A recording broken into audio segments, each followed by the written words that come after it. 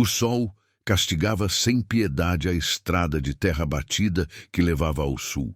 Não era o sol de vassouras, um calor úmido que grudava na pele. Era um sol diferente, mais seco, mais impiedoso, que levantava uma poeira fina e vermelha que entrava nos olhos, no nariz, na boca. Domingos seguia acorrentado na carroça, um veículo de madeira bruta, sem cobertura, que balançava e feria seus tornozelos já em carne viva pelos grilhões. Ele estava junto com outros 5 cativos, 6 homens no total, todos silenciosos. Eram sombras cobertas de poeira, como se já tivessem perdido até a vontade de gemer. O único som era o ranger das rodas, o estalar do chicote do condutor e o vento áspero que soprava das planícies desconhecidas.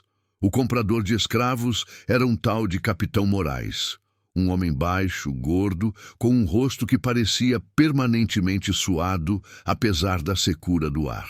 Ele mastigava fumo o tempo todo, um bolo escuro no canto da boca, e cuspia jatos marrons de saliva no chão, muitas vezes perto demais dos pés descalços dos homens acorrentados. Seus olhos eram pequenos e cruéis, como os de um porco, enterrados em bolsas de gordura. Ele tratava os negros que comprava pior que gado. Quando um homem tropeçava ao ser desembarcado à noite, ele não gritava. Ele usava o relho. Ele media a comida com mesquinhez, apenas o suficiente para que não morressem de fome antes de serem revendidos. Domingos estava quebrado.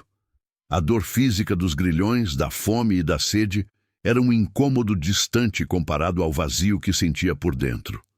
A cena no escritório do Coronel Jacinto, os gritos, o tiro, a visão de Mariana na janela, tudo isso girava em sua mente como um pesadelo do qual ele não conseguia acordar. Ele havia escapado da morte, mas para quê? Para ser vendido como um animal, enviado para um destino desconhecido que todos diziam ser pior que o inferno. Ele carregava o livro de Isaura dentro da camisa, mas o objeto parecia morto, sem calor. Ele carregava a imagem de Nossa Senhora de Zefa, mas não rezava. Para quê? Os ancestrais de Joaquim não o protegeram. O Deus de Isaura permitiu que tudo acontecesse. Ele estava sozinho. A viagem durou 3 semanas, 3 semanas de poeira, fome e desespero. Atravessaram vilarejos pobres, onde as pessoas olhavam para a carroça com uma mistura de pena e indiferença. Atravessaram rios caudalosos em balsas precárias, a água marrom e fria ameaçando engoli-los.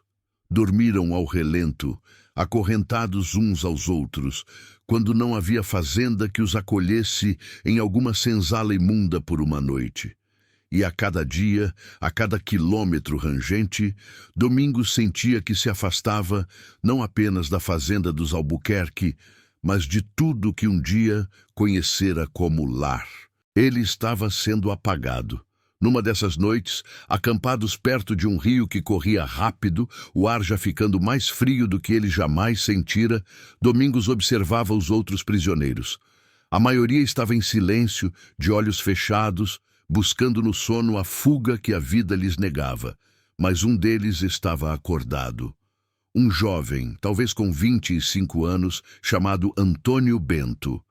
Ele tinha marcas de chicote nas costas, queloides antigas e novas, um mapa de dor. Mas seus olhos eram diferentes. Enquanto os outros tinham olhos vazios, Antônio Bento tinha olhos que queimavam. Havia revolta neles. Domingos, movido por um impulso que nem ele entendia, talvez a necessidade de ouvir outra voz humana que não fosse a do Capitão Moraes, arrastou-se para mais perto. Os grilhões fizeram um barulho metálico. "De onde você vem, mano?" perguntou Domingos, a voz rouca pela falta de uso. Antônio Bento virou-se. Ele examinou Domingos de cima a baixo. Havia desconfiança em seu olhar. No comércio de escravos, confiança era um luxo que podia matar. Mas ele deve ter visto algo no rosto de Domingos, uma dor que não era só física. Ele cuspiu no chão, imitando o gesto de Moraes, mas com desprezo.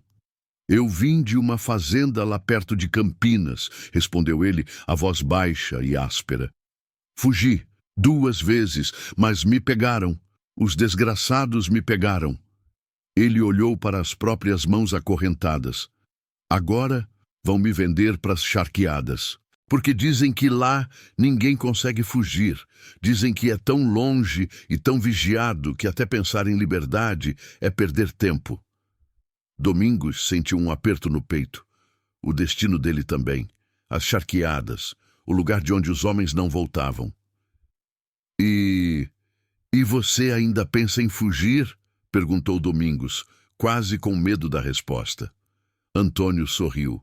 Foi a primeira vez que Domingos viu um deles sorrir. Mas era um sorriso sem alegria.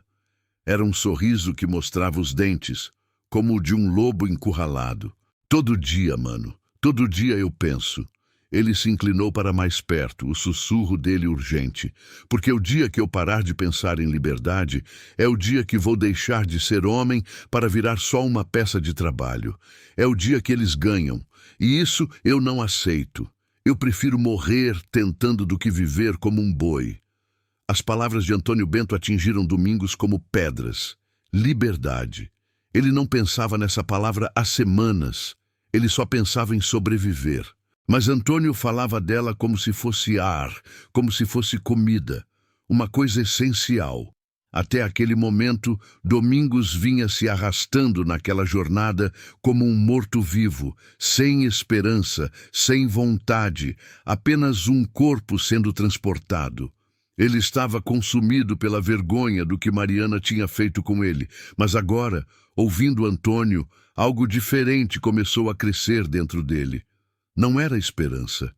Era algo mais sombrio, mais profundo, uma raiva surda, uma revolta que ele tinha empurrado para o fundo da alma durante todos aqueles anos de obediência forçada, durante cada noite que ele subiu aquelas escadas. A raiva de ser tratado como uma coisa. Quando finalmente chegaram à região das Charqueadas, no Rio Grande do Sul, Domingos entendeu por que chamavam aquele lugar de inferno na terra. O cheiro o atingiu antes mesmo que ele visse o local. Um cheiro denso, metálico, adocicado e podre. O cheiro de sangue em uma escala industrial, cheiro de sal e carne crua. As charqueadas eram estabelecimentos imensos. Não eram fazendas pitorescas de café. Eram fábricas de morte. O chão não era de terra vermelha. Era de um barro escuro, quase preto, compactado e permanentemente úmido do sangue de milhares de bois. Os escravos, cobertos de sangue e sal, se moviam rapidamente sob a vigilância de capatazes a cavalo. O som era uma cacofonia, o mugido desesperado do gado sendo levado para o matadouro, os gritos dos homens, o som rítmico das facas na carne. Domingos foi vendido. O capitão Moraes negociou os 6 escravos em um lote, todos para o mesmo patrão, um estancieiro chamado Dom Rodrigo Tavares. Ele era um homem alto e magro, de bigodes grisalhos e longos que caíam pelos cantos da boca. Usava botas altas, bombachas largas e um lenço no pescoço. Seus olhos eram frios e avaliadores. Ele inspecionou os dentes de Domingos, apertou seus músculos, tratou-o exatamente como trataria um cavalo. Ele tinha fama de ser duro, mas não injusto, o que, no código daquele lugar, significava que não matava por prazer, apenas por necessidade de produção. Na charqueada de Dom Rodrigo trabalhavam mais de 100 escravos. A maioria, homens jovens e fortes como Domingos e Antônio, porque o serviço exigia força bruta. Havia também alguns gaúchos, peões livres, homens brancos e pobres, que faziam o trabalho mais especializado de cortar e salgar a carne, mas que não eram tratados muito melhor que os escravos. Nos primeiros dias, Domingos achou que não ia aguentar. O trabalho era diferente de tudo que ele conhecera. Não era carregar sacos de café. Era ficar de pé por 14 horas, com as mãos mergulhadas em salmoura gelada, ou carregar mantas de carne pesadas, e escorregadias nas costas. As mãos dele, acostumadas ao cabo da enxada, agora sangravam de tanto segurar a faca de corte. O cheiro de sangue grudava em sua pele, em seu cabelo. Não importava o quanto ele se lavasse no rio gelado à noite, o cheiro não saía. À noite, ele desabava no jiral da senzala, que era ainda mais fria e úmida que a de Vassouras, sem forças nem para comer a magra ração que lhes davam, charque duro e farinha. Ele estava no fundo do poço. O trauma de Mariana o assombrava. Ele tinha pesadelos com cheiro de jasmim e acordava com o cheiro de sangue. Mas Antônio Bento estava lá. Ele havia sido designado para o mesmo setor de corte. E Antônio não deixava Domingos desistir. "Come, mano!" dizia Antônio, empurrando a tigela de comida para ele. "Se não comer, você adoece. Se adoecer, morre. E se morrer, eles ganham. Coma! Coma com ódio, mas coma!" Toda noite, Antônio vinha conversar. Ele não deixava o silêncio tomar conta. Ele contava histórias de quilombos que existiam nas serras, lugares onde negros viviam livres. Contava de negros que tinham conseguido comprar a própria alforria. Ele falava de liberdade com tanta certeza que era como se ele pudesse tocá-la. Ele alimentava em Domingos aquela chama pequena de raiva, a única coisa que ainda o mantinha vivo. E se essa história de sobrevivência no limite, se essa luta para não deixar a alma morrer ainda te prende, deixa teu like e continua com a gente. Porque agora vem a parte onde Domingos vai ter que decidir entre aceitar o destino de ser um animal de trabalho ou lutar pela liberdade que Antônio tanto falava. Ele estava no inferno, mas mesmo no inferno, às vezes a esperança pode nascer. Passaram-se meses, meses que se transformaram em uma mancha de sangue, sal e exaustão. Domingos aprendeu os ritmos brutais da charqueada. Ele aprendeu a afiar a faca no ângulo certo, a usar o peso do corpo para carregar as mantas de carne sem rasgar os músculos das costas, a mergulhar as mãos na salmoura gelada sem gritar. Ele aprendeu a desligar a mente. Ele se tornou uma máquina eficiente de carne e osso. O sol castigou, a chuva castigou, e então veio o inverno. Foi um inverno rigoroso. Um frio que Domingos nunca tinha sentido em Vassouras. Um frio que vinha do sul, que os gaúchos chamavam de minuano. Era um vento cortante que uivava pelas frestas da senzala e transformava o chão úmido em uma lama gelada. O trabalho ficava mais difícil. A água usada para lavar a carne quase congelava. O sangue dos bois vaporizava no ar da manhã antes de congelar no chão. Os dedos de Domingos, cheios de pequenos cortes da faca e do sal, rachavam e sangravam com o frio. Ele e Antônio Bento trabalhavam lado a lado. A raiva de Antônio era o que o mantinha aquecido. "Vamos, mano", sibilava Antônio enquanto eles arrastavam uma carcaça. "Pense em Campinas. Pense na sua terra. Cada boi que a gente corta é um dia a menos. Mantenha o ódio quente." Domingos assentia. Ele tentava usar o ódio, mas o ódio dele era diferente. Era um ódio frio, voltado para dentro. Era a vergonha. Ele se sentia permanentemente sujo, e o cheiro de sangue da charqueada só piorava a sensação. Ele via os capatazes, homens brancos e rudes, mas ele não os odiava como odiava a si mesmo, como odiava a lembrança de Mariana. Ele se tornou ainda mais silencioso, uma sombra alta e forte que fazia seu trabalho sem dizer uma palavra. Foi nesse tempo, no auge do inverno, que ele a notou. Ele a notou porque ela era a única coisa naquele lugar que não era feia, suja ou brutal. Ela se chamava Rosa, uma mulher de uns 25 anos que trabalhava na cozinha da casa grande de Dom Rodrigo.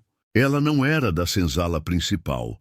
Ela dormia em um quarto nos fundos da cozinha. Ela era filha de uma escrava que já havia morrido com um peão livre, um gaúcho que tinha sumido no mundo. Por isso, ela tinha a pele mais clara que Domingos, um tom de canela e olhos cor de mel, olhos grandes e que pareciam tristes, mesmo quando ela sorria, e ela tinha um sorriso tímido, mas bonito. Domingos havia às vezes, quando ela vinha buscar água no poço ou levar o lixo para longe da casa. Ele não lhe dava atenção. Para ele, uma mulher perto da casa grande era sinônimo de perigo. Era veneno. Ele se lembrava dos cabelos negros de Mariana, dos olhos verdes, da camisola branca. Ele baixava os olhos e se afastava. Mas Rosa o viu. Ela viu aquele homem alto, forte como um touro, mas com uma tristeza nos olhos que parecia não ter fundo. Ela via como ele trabalhava sem parar, como ele nunca falava, como ele parecia carregar o mundo nas costas. E ela, que nascera e crescera naquele ambiente de brutalidade, sentiu pena. Uma noite, o frio era tanto que os homens tremiam amontoados na senzala, tentando compartilhar o calor de seus corpos miseráveis. Domingos estava sentado sozinho em um canto, como sempre, as mãos enfiadas sob os braços, tentando parar de tremer. Ele não tinha comido a ração de charque seco e farinha. O estômago dele estava fechado. A porta da senzala se abriu. Um feixe de luz amarela do lampião cortou a escuridão. Era Rosa. Ela entrou hesitante, os olhos procurando na penumbra. Os homens a olharam surpresos. Ela caminhou até Domingos. Ele levantou a cabeça, os olhos desconfiados, o corpo tenso. O que ela queria? Ela trazia algo enrolado em um pano. "Eu vi que você não comeu", disse ela a voz baixa, um sussurro suave. Ela estendeu o pano. Dentro havia 2 batatas doces assadas, ainda quentes, fumegando no ar gelado. "É da cozinha. Sobrou. Coma, ou você não aguenta o frio desta noite." Domingos olhou para as batatas. E depois olhou para ela. Seus olhos procuraram o truque. O que ela queria em troca. Mariana também lhe oferecera vinho. "Por quê?" ele perguntou, a voz grave e desconfiada. Rosa pareceu surpresa com a pergunta. Ela deu um pequeno passo para trás. "Por quê? Porque fome e frio matam mais que o chicote." Ela repetiu a frase que ele ouvira antes. "Não quero nada, só coma." Ela colocou o pano ao lado dele no chão e saiu rapidamente, como um pássaro assustado. Domingos ficou olhando para as batatas. Elas cheiravam a fumaça e a doçura. Ele pegou uma. Estava quente. O calor passou do pano para seus dedos congelados. Foi o primeiro calor real que ele sentiu em meses. Ele comeu. Ele comeu devagar. E enquanto comia, algo dentro dele, algo que estava congelado e duro como pedra, começou a doer. Não foi um incidente isolado. Ela começou a fazer isso. Não toda noite, mas quando podia. Às vezes, era um pedaço de carne com menos gordura que ela dizia ter caído no chão da cozinha. Às vezes, um naco de pão de milho. Pequenos gestos, pequenos presentes de comida que eram, na verdade, presentes de humanidade. Com o tempo, muito lentamente, os dois começaram a conversar. Eram conversas curtas, roubadas no crepúsculo, quando ele voltava do trabalho e ela estava do lado de fora da cozinha. Ela contava da sua vida na charqueada, onde nascera. Contava que sonhava em ir para a cidade, para Porto Alegre, onde diziam que escravos podiam trabalhar e comprar a própria liberdade. Ele contava de Vassouras. Contava do cheiro do café, das montanhas verdes, do trabalho na roça. Ele falou de Benedito, falou do velho Joaquim. Ele até mencionou a menina Isaura, que lhe ensinara as letras, o que fez os olhos de Rosa se arregalarem de admiração. Você sabe ler? Mas ele nunca mencionava o que tinha acontecido com Sinhá Mariana. Ele nunca falava por que tinha sido vendido. Aquilo era uma ferida funda demais, um lugar escuro e podre em sua alma que ele não queria expor para ninguém. Era a fonte de sua vergonha. Rosa, porém, era mulher intuitiva. Ela percebia que o sofrimento de Domingos era diferente. Ela via a forma como ele se encolhia se ela chegava perto demais de repente. Ela via o pânico em seus olhos quando um dos capatazes gritava com uma das poucas mulheres da senzala. Ela percebeu que a dor dele ia além do cansaço do corpo, além da saudade de casa. Uma noite, o inverno estava dando lugar à primavera. O ar estava menos cortante. Eles estavam sentados perto de um fogo baixo que os escravos tinham feito no pátio da senzala para secar as roupas. Os outros estavam longe, conversando ou dormindo. Era um momento raro de paz. Rosa olhou para o perfil dele contra as chamas. "O que te machucou tanto, Domingos?" Ela perguntou suavemente, sem olhá-lo diretamente. "Não foi só o chicote. Eu vejo as marcas nas costas de Antônio. Mas as suas marcas, elas estão por dentro. O que te arrancou a alegria dos olhos?" Domingos ficou calado por um longo tempo. O fogo estalava. Ele olhou para as chamas dançarem. Ele pensou em mentir. Pensou em dizer que era a saudade da mãe. Pensou em se levantar e ir embora. Mas o tom da voz dela não era curioso. Era gentil. E a bondade dela, demonstrada por meses com aqueles pedaços de comida quente, tinha quebrado suas defesas. Ele respirou fundo. E então, pela primeira vez desde que saíra de Vassouras, ele contou tudo para alguém. Ele falou, a voz baixa e trêmula, olhando para o fogo. Ele contou sobre Sinhá Mariana, sobre a beleza dela, que era como uma faca, sobre o tédio dela. Contou da janela que não estava quebrada. Contou do cheiro de jasmim e do vinho. Contou das noites em que era chamado, da vergonha, do nojo de si mesmo, de como se sentia um animal, uma coisa. Contou sobre o medo constante do coronel. Contou da gravidez. Contou da conversa no escritório, do tiro na noite e da última vez que a viu, na janela, com a mão na barriga. E enquanto falava, as lágrimas que ele segurou por quase um ano, as lágrimas que ele não derramou na carroça, nem na senzala, nem sob o chicote, começaram a descer pelo rosto dele. Desciam quentes, silenciosas, sem que ele tentasse escondê-las. Ele estava expondo a parte mais podre de si mesmo, esperando que ela sentisse o mesmo nojo que ele sentia. Quando ele terminou, o silêncio caiu. Ele não ousava olhar para ela. Ele esperava que ela se levantasse e fosse embora, enojada por estar ao lado de um homem tão fraco, tão sujo. Rosa ouviu tudo em silêncio. O rosto dela estava na sombra, mas ele podia sentir a intensidade com que ela o ouvia. E quando ele terminou, ela não se afastou. Ela se aproximou e simplesmente pegou a mão dele. A mão grande, cheia de cicatrizes do sal e das facas. A mão dele estava gelada. A dela estava quente, da cozinha. Domingos, ela disse, a voz firme, mas cheia de uma emoção que ele não soube nomear. Ele finalmente olhou para ela.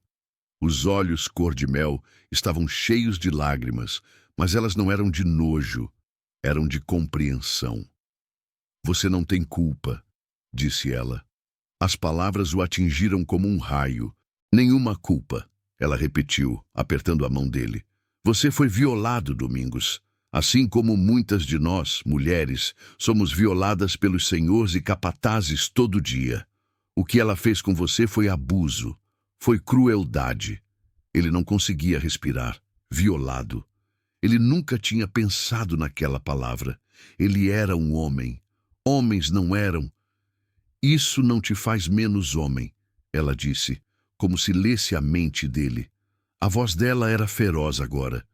"Isso não te suja. Isso não te quebra. Isso só mostra como esse sistema é podre e cruel. Você não teve escolha. Você sobreviveu, Domingos. Você foi forte para aguentar."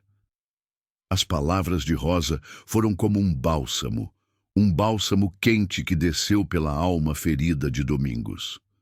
Pela primeira vez, alguém entendia. Pela primeira vez, alguém via o que realmente aconteceu. Ele não tinha sido cúmplice. Ele não tinha sido fraco. Ele tinha sido vítima. Ele olhou para a mão dela segurando a dele. E pela primeira vez, o nó de vergonha e ódio que ele carregava no peito, o nó que Mariana tinha amarrado, começou a se desfazer. Ele não estava curado, mas pela primeira vez em mais de um ano, ele sentiu que talvez pudesse ser limpo.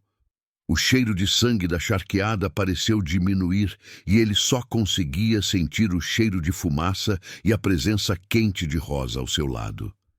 Ele tinha sido visto. A partir daquela noite, a dinâmica da senzala mudou. O inverno continuava, mas Domingos não sentia mais o frio da mesma maneira. As palavras de Rosa o haviam coberto. A validação que ela lhe deu, a compreensão de que ele fora vítima e não cúmplice, começou lentamente a cauterizar a ferida que Mariana havia aberto. Ele ainda era um escravo, ele ainda trabalhava 14 horas por dia, ele ainda cheirava a sangue e sal, mas a vergonha paralisante, o nojo de si mesmo, começou a recuar. Ele começou a erguer os olhos. Ele observava os capatazes não mais com medo, mas com um ódio frio e calculista. Ele olhava para Dom Rodrigo Tavares não como um senhor, mas como um carcereiro. E ele olhava para Rosa com uma devoção que era quase dolorosa. O relacionamento deles se aprofundou naqueles pequenos momentos roubados, um olhar trocado no pátio, um toque de mãos quando ela lhe entregava um pedaço de pão. As conversas noturnas perto do fogo baixo tornaram-se o centro de sua existência. Ele finalmente tirou o livro de Isaura de dentro da camisa, onde o guardara por meses como uma relíquia morta. Ele o mostrou a ela. "Eu sei ler", ele repetiu, desta vez com um pingo de orgulho e não de vergonha. Os olhos dela brilharam. "Leia para mim", ela pediu, a voz um sussurro. E assim, na escuridão da senzala, enquanto os outros roncavam, Domingos sussurrava poemas para Rosa. As palavras de liberdade e beleza soavam estranhas e mágicas naquele lugar de morte. Para Rosa, que nunca tivera acesso a letras, era como se ele estivesse lhe dando o mundo. Em troca, ela lhe dava humanidade. Antônio Bento observava essa aproximação com uma mistura de impaciência e respeito. "O amor é bom, mano", disse ele a Domingos enquanto cortavam carne lado a lado. "Mas o amor na senzala é como plantar flor no gelo. Não dura.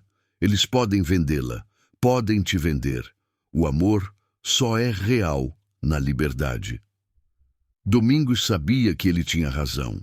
E o medo de perder Rosa tornou-se uma força motriz mais poderosa do que o medo do chicote. O sentimento entre eles cresceu, inevitável como a maré.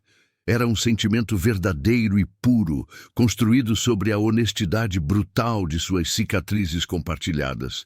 Era o oposto doentio do que ele vivera com Mariana. Mariana era poder, coação, vergonha, perfume de jasmim e silêncio. Rosa era escolha, respeito, cura, cheiro de fumaça de lenha e verdade. Eles se amaram pela primeira vez numa noite de lua nova.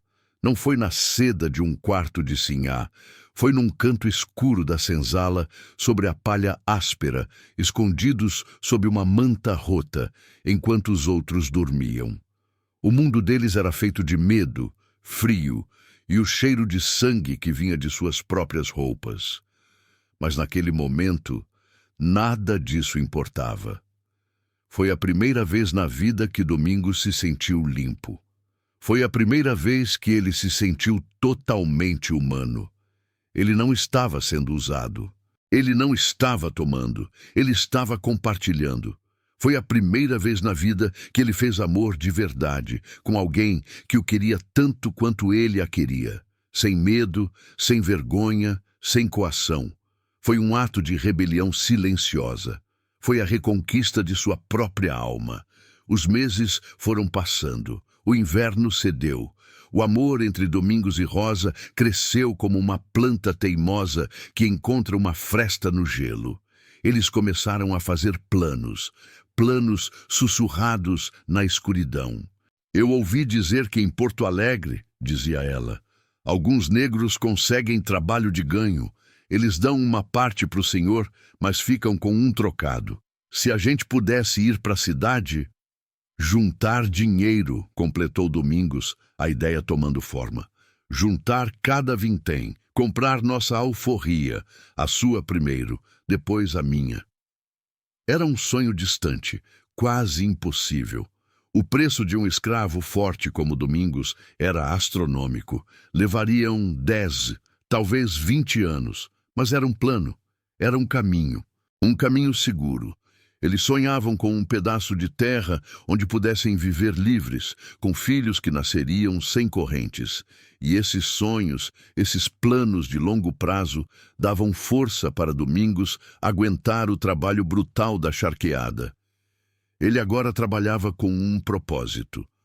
Cada manta de carne que ele carregava era um passo minúsculo em direção à liberdade de Rosa.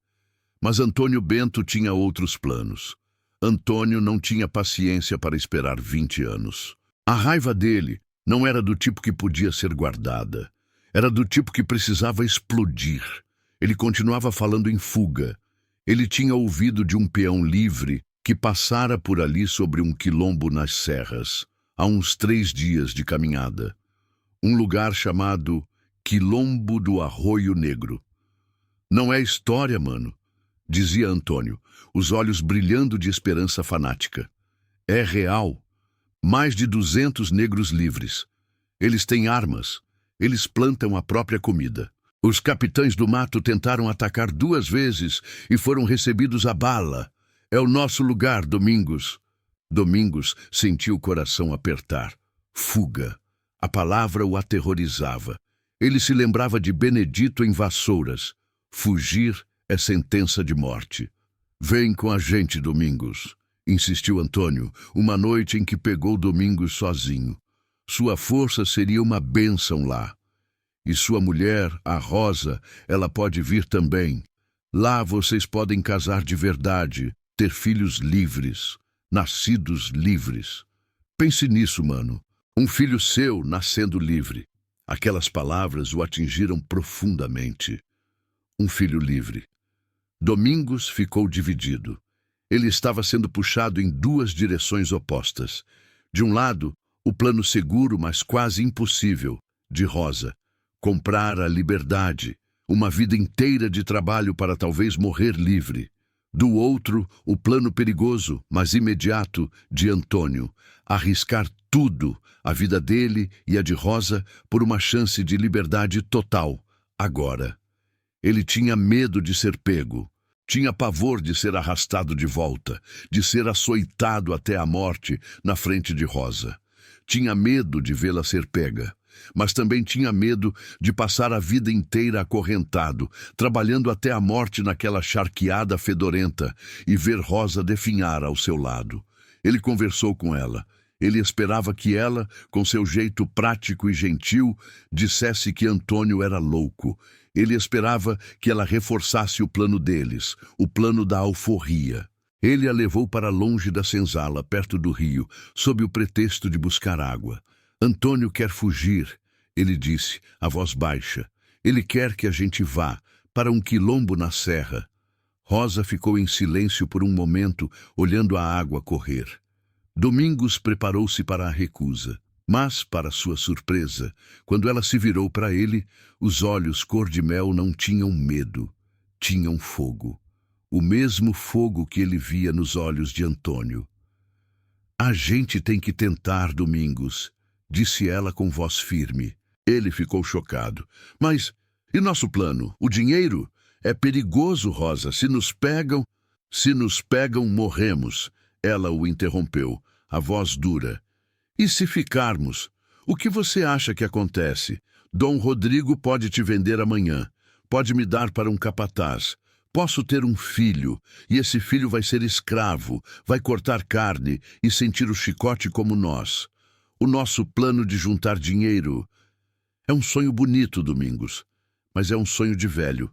Eu não quero ser livre com 50 anos. Eu quero viver. Ela segurou o rosto dele entre as mãos. Eu prefiro morrer na mata, tentando ser livre com você do que viver presa para sempre, esperando um milagre que não vai vir. Ela respirou fundo. A gente tem que tentar, porque se a gente não tentar, a gente vai morrer aqui mesmo, um pouquinho a cada dia, até não sobrar nada da gente. Quem está acompanhando essa história e sentindo cada palavra no peito, quem entende o que é estar entre o medo de morrer e o medo de não viver. Deixa teu like agora. Deixa o like para que mais gente possa conhecer a luta desses homens e mulheres por liberdade. A coragem dela selou o destino dele. O medo que ele sentia foi substituído por uma determinação feroz. Ele não estava mais fugindo de um passado de vergonha. Ele estava correndo em direção a um futuro com ela. Foi assim que Domingos se juntou ao plano de fuga. Eles marcaram para a noite de lua nova do mês seguinte. A escuridão seria mais profunda, as chances de serem vistos menores. Os dias que antecederam a fuga foram uma tortura de ansiedade e medo. Cada grito de capataz fazia seus corações pularem. Cada olhar de Dom Rodrigo parecia penetrar suas almas. Eles agiam com normalidade, trabalhavam com mais afinco até, para não levantar suspeitas. Domingos e Rosa juntaram algumas provisões escondidas, roubadas da cozinha e do depósito de sal. Um pouco de farinha, nacos de charque, uma faca velha que Domingos afiou em segredo. Todas as noites eles rezavam. Ele para os ancestrais de Joaquim e para a mãe Zefa. Ela para os santos que sua mãe lhe ensinara. Rezavam para que os protegessem. Na noite marcada, o ar estava pesado, elétrico. Um a um, 12 escravos deslizaram para fora da senzala escura. Eram 10 homens e 2 mulheres, Rosa e outra lavadeira chamada Dita. Eles se encontraram perto do curral dos cavalos, no ponto mais escuro da propriedade. Antônio liderava o grupo. Sua voz era um sussurro firme, cheio da autoridade natural de quem já tinha feito aquilo antes. Cortem as cordas de todos os cavalos, ele ordenou. Vamos soltá-los para o lado oposto. Vai criar confusão, vai atrasar eles pela manhã. Enquanto alguns homens soltavam os cavalos, que relinchavam e corriam para a escuridão, Antônio apontou para a mata. Nós vamos a pé. Montar chama a atenção demais e deixa um rastro fácil. Sigam-me, fiquem juntos e não façam barulho. Eles mergulharam na escuridão. Correram, tropeçaram, se arrastaram pela mata fechada o mais rápido que podiam. Rosa segurava firme na mão de Domingos. Caminharam a noite toda. Os pés sangravam nos espinhos, os rostos eram arranhados pelos galhos. Mas ninguém parou. Ninguém reclamou. O medo era um combustível mais forte que a dor. Quando o sol nasceu, eles já estavam a quilômetros da charqueada, escondidos numa mata fechada perto de um arroio. Eles caíram no chão, exaustos, mas eufóricos. Pela primeira vez em suas vidas, eles estavam livres. O ar cheirava a folhas úmidas e terra, não a sangue. Antônio, no entanto, não os deixou descansar muito. Bebam água, comam rápido, temos que continuar. Eles só vão notar nossa falta agora, mas vão vir rápido. Eles caminharam por mais 2 dias. O segundo dia foi mais difícil. A fome apertou, os músculos doíam. A euforia deu lugar a um cansaço pesado, mas eles estavam seguindo o plano, 3 dias até o quilombo. Mas a liberdade durou pouco. Dom Rodrigo Tavares não era o coronel Jacinto. Ele não estava cego pelo tédio ou por dramas familiares. Ele era um empresário. Aqueles 12 escravos eram uma fortuna. Ele tinha os melhores capatazes e os cães farejadores mais cruéis da região. No 3º dia de fuga, quando já começavam a subir as primeiras serras, eles ouviram. Primeiro um som distante que podia ser o vento. Depois, inconfundível, o latido de cães. Cães de caça.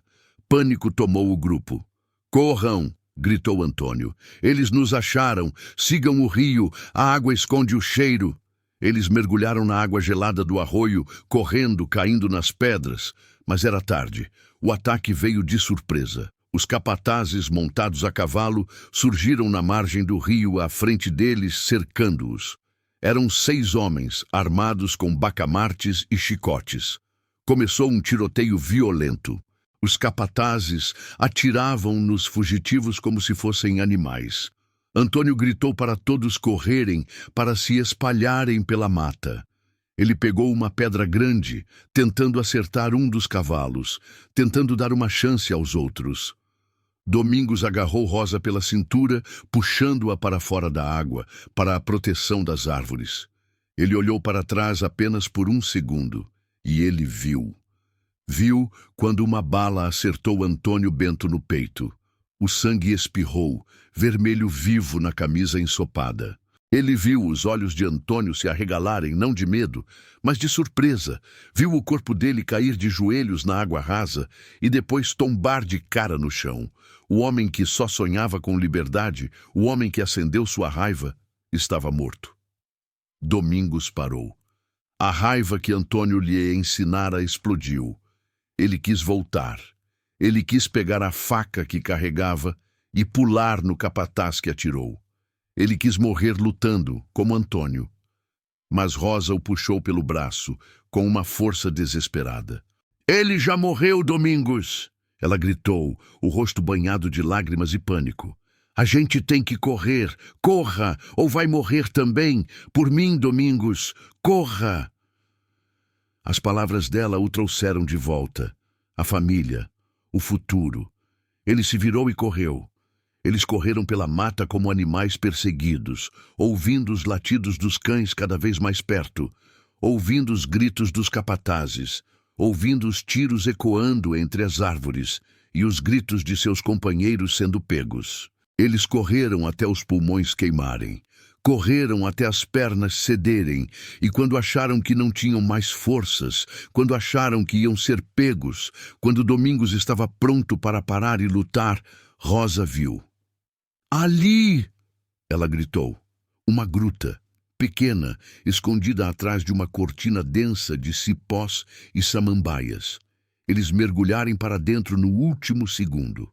Entraram ali e ficaram imóveis, abraçados na escuridão fria e úmida. Eles prenderam a respiração, ouvindo o caos do lado de fora. Os latidos, os gritos, "Peguem eles, peguem todos!" Os cães passaram correndo pela frente da gruta, latindo, seguindo o rastro de outros fugitivos. Eles passaram tão perto que Domingos podia sentir o cheiro dos animais, mas não perceberam que eles estavam ali. Eles ficaram escondidos naquela gruta por 2 dias, 2 dias de silêncio absoluto, fome, sede e o luto esmagador. O plano falhou. Antônio estava morto. Os outros provavelmente mortos ou capturados, o que era pior. Eles estavam sozinhos, perdidos, famintos e sendo caçados. A liberdade tinha durado 3 dias. Quando finalmente saíram, no 3º dia, movidos pela sede desesperadora, eles estavam famintos e exaustos. O sol parecia hostil. A mata, antes um caminho para a liberdade, era agora uma prisão verde. Domingos sentou no chão, a cabeça entre as mãos. Acabou, Rosa, acabou, o quilombo, Antônio, tudo. Ele estava derrotado. A escuridão que ela tinha curado ameaçava voltar. Foi Rosa quem teve a ideia. Ela, que parecia tão frágil, tinha um núcleo de aço. Ela olhou para o marido derrotado. Ela o sacudiu. "Não acabou." "Para onde vamos?" ele perguntou à voz morta. "Eles estão vigiando o caminho da serra. Eles estão em toda parte." "A gente não vai para o quilombo," disse ela, os olhos cor de mel brilhando com uma nova determinação. "O plano de Antônio morreu com ele." Ela apontou para o sul. "A gente vai para a cidade. A gente vai para Porto Alegre." Domingos a olhou confuso. "Para a cidade? É lá que eles vendem escravos." "E é lá que vivem os negros livres e forros," ela rebateu. "Na charqueada somos 2 escravos fugitivos. Na cidade somos só mais 2 rostos no meio da multidão. A gente se mistura, Domingos. A gente arranja trabalho. A gente finge ser livre até ser. É o único jeito." Ele olhou para ela, a mulher que ele amava. Ela tinha perdido tudo, assim como ele. Mas ela não estava quebrada. Ela estava se adaptando. O plano de Antônio, a fuga pela força, tinha falhado.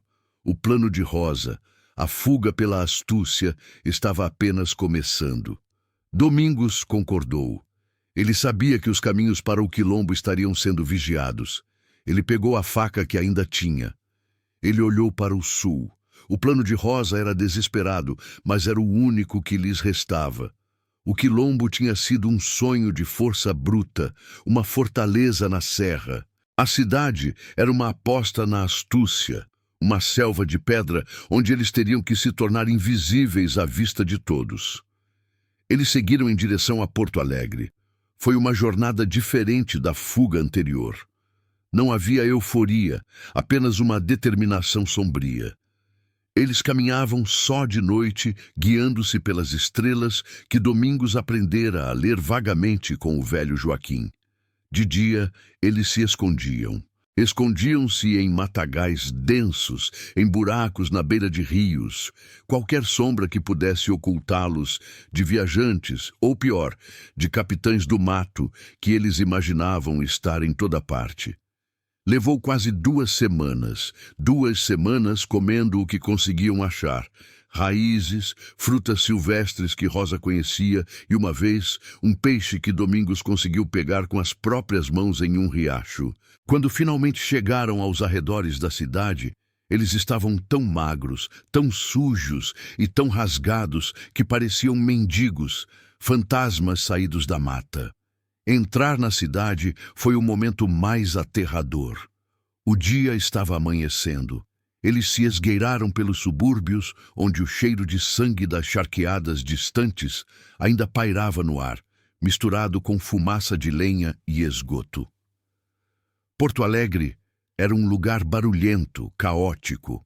Carroças, cavalos, gritos de vendedores e uma multidão de pessoas. Brancos, gaúchos e muitos negros. Tantos negros que Domingos e Rosa se sentiram pela primeira vez camuflados.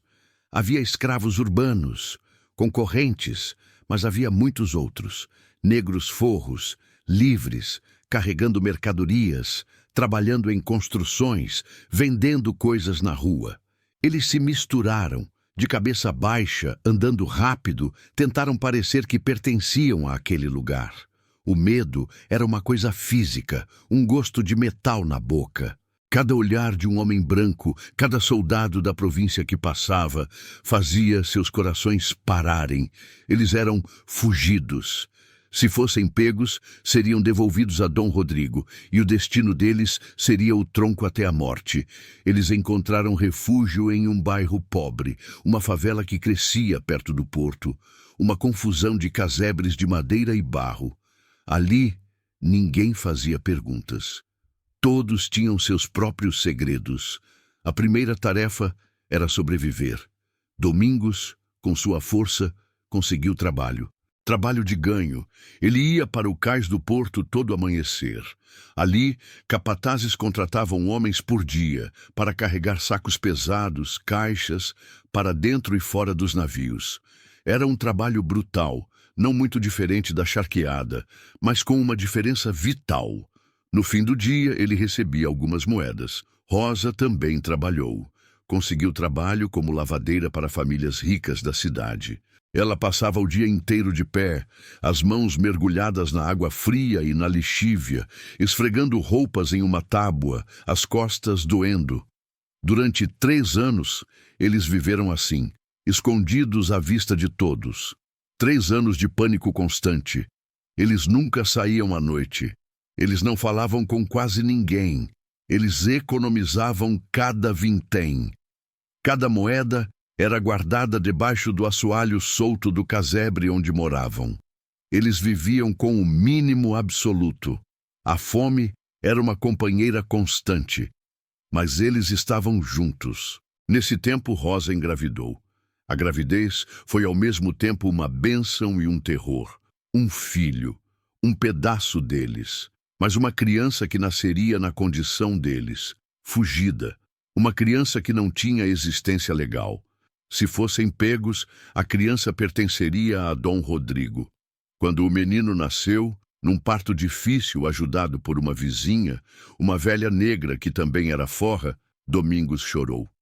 Ele chorou como não chorava desde a noite em que contara tudo a Rosa. Ele segurou o bebê nos braços. Um menino de olhos grandes como os de Rosa e pele escura como a dele. "Como vamos chamá-lo?" sussurrou Rosa exausta. Domingos olhou para o rosto minúsculo. Ele pensou no amigo que morrera para que eles pudessem ter aquela chance. O amigo que acendera sua raiva e lhe dera esperança. "Antônio", disse ele. "O nome dele é Antônio." Criar aquela criança deu um novo sentido, uma nova urgência à vida de Domingos. Ele não estava mais lutando apenas por ele e por Rosa. Estava lutando por seu filho.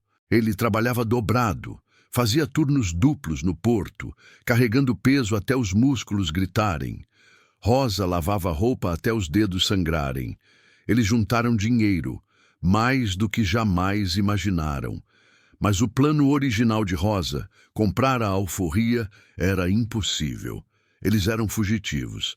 Tentar comprar a alforria de Dom Rodrigo seria se entregar. Eles precisavam de outra coisa. Depois de 5 anos na cidade, 5 anos olhando por cima do ombro a cada segundo, eles finalmente tinham economizado o suficiente. Não para comprar a liberdade, mas para comprar a aparência dela. Rosa tinha ouvido falar, através das outras lavadeiras, de um escrivão na cidade. Um homem branco que trabalhava no fórum, mas que tinha um vício em jogo e estava sempre precisando de dinheiro. Um homem corrupto. Eles foram até ele. Foi a noite mais tensa de suas vidas. Eles o encontraram em uma taverna escura, nos fundos. O homem tinha olhos pequenos e úmidos e cheirava a cachaça. Domingos colocou o saco de moedas na mesa. Era uma fortuna. O trabalho de 5 anos. "Queremos papéis", disse Domingos, a voz baixa. "Cartas de alforria, para mim, minha mulher e meu filho, que digam que somos negros forros." O escrivão olhou para o dinheiro e depois para eles. Um sorriso lento e feio surgiu em seu rosto. Ele sabia exatamente o que eles eram: fugitivos. Ele tinha o poder de entregá-los ali mesmo. A negociação foi tensa, perigosa. O homem contou o dinheiro devagar. Ele exigiu mais. Domingos teve que lhe dar o último punhado de moedas que Rosa guardava amarrado na saia. O escrivão guardou o dinheiro. "Voltem em 3 dias. Se eu não for pago o suficiente, os soldados saberão onde encontrá-los." Foram 3 dias de inferno. Eles não dormiram, não comeram. Apenas esperaram, prontos para pegar o pequeno Antônio e correr a qualquer momento. Mas no 3º dia, o homem entregou. Ele lhes deu os papéis.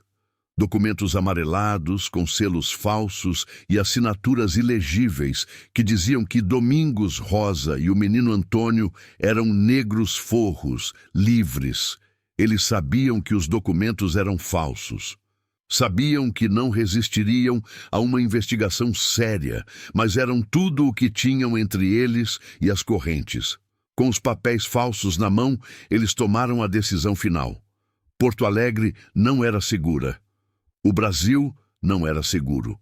Dom Rodrigo poderia aparecer na cidade a qualquer momento. Eles precisavam ir mais longe. "Para onde?" perguntou Domingos. "Eu ouvi dizer", disse Rosa, "que do outro lado do rio, no Uruguai, a escravidão foi abolida, de verdade, para sempre." Eles pegaram o pouco que tinham, o livro de Isaura, a imagem de Zefa e o pequeno Antônio. Eles usaram suas últimas economias para pagar uma passagem em um barco de carga que ia para Montevidéu. Quando o barco se afastou do porto de Porto Alegre, Domingos olhou para a terra que ficava para trás. A terra onde ele nasceu, onde sua mãe ficou, onde ele foi abusado, onde ele foi escravizado, onde ele encontrou amor, onde ele lutou, e lá, finalmente, quando o barco cruzou a fronteira das águas, eles puderam respirar aliviados. Um alívio que doía no peito. Eles estavam, pela primeira vez, verdadeiramente livres. Em Montevidéu, a vida recomeçou. Não foi fácil, foi dura, mas era livre. Domingos conseguiu trabalho como estivador no porto, um trabalho pago, de homem livre. Rosa vendia quitutes que aprendera a fazer em um tabuleiro na rua. Eles criaram o pequeno Antônio. E tiveram mais 2 filhos, 2 meninas que nasceram livres, cidadãs livres. Eles adotaram um sobrenome que eles mesmos escolheram para marcar a nova vida. Domingos Liberdade. Domingos Liberdade nunca esqueceu o que tinha passado. As cicatrizes em sua alma eram tão reais quanto as cicatrizes do sal em suas mãos. As noites de vergonha na fazenda dos Albuquerque, a dureza mortal das charqueadas, a bala que matou Antônio Bento. Mas ele não deixou que essas memórias o destruíssem. Ele as transformou. Ele transformou a dor em força, a vergonha em orgulho, a raiva em vontade de viver, em amor pela família que construiu. Às vezes, nas noites calmas de Montevidéu, sentado na varanda de sua casa pequena, mas sua, ele contava para os filhos sobre o Brasil que deixara para trás. Ele não contava sobre Mariana, mas contava sobre a luta, contava sobre o amigo Antônio Bento, que morreu sonhando com a liberdade. E ele sempre terminava dizendo, a voz grossa de emoção: "Vocês nasceram livres, meus filhos, mas nunca esqueçam que essa liberdade custou sangue, suor e lágrimas de muitos que vieram antes. E vocês têm a obrigação de honrar essa memória, vivendo com dignidade e lutando para que todos, em todo lugar, sejam livres um dia." Rosa o observava ao lado, segurando a mão do marido, a mão cheia de cicatrizes que ela curara com amor. E ela sabia que, apesar de tudo que tinham passado, apesar de todas as cicatrizes que carregavam na alma e no corpo, eles tinham vencido. Porque eles estavam juntos, estavam vivos e tinham filhos que nunca saberiam o que era usar correntes. E se essa história de luta, dor, resiliência e esperança tocou teu coração, se você entende que a liberdade é mais do que apenas não ter correntes, mas sim ter dignidade, vai lá no canal agora e se inscreve, porque tem muitas outras histórias de brasileiros esquecidos esperando para serem contadas. Histórias de gente que lutou, que sofreu, que amou e que nunca desistiu de ser livre. E essas histórias precisam ser lembradas, para que a gente nunca esqueça de onde viemos e para onde queremos ir, para que a gente nunca deixe que a escravidão, em qualquer forma que seja, volte a existir nessa terra. E comente abaixo: qual é a sua luta? O que te mantém de pé, mesmo quando tudo parece perdido?